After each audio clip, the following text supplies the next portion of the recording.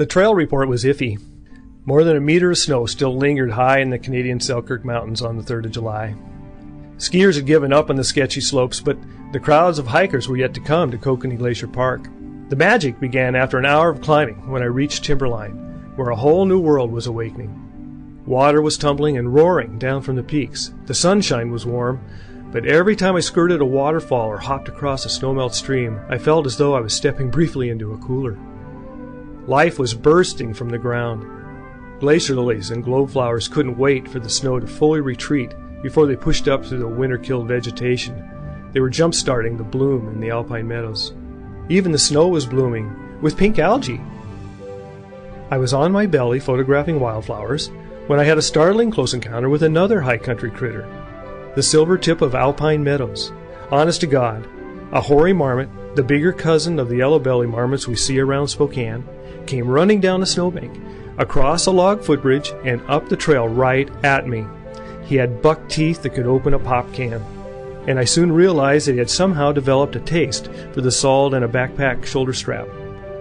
When I held out my hiking pole to show the marmot that he could get no closer, he obliged. Good boy.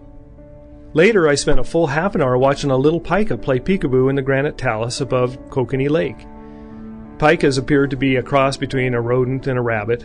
They're industrious little creatures. They harvest grass all summer, let it dry, and store it in the talus where they live happily all winter under the snow without hibernation. In a full day and 12 miles of hiking, I had only 2 encounters with people. The caretaker at the Kokanee Glacier cabin showed me around the $1 million high-tech lodge that sleeps up to 20 people all year round.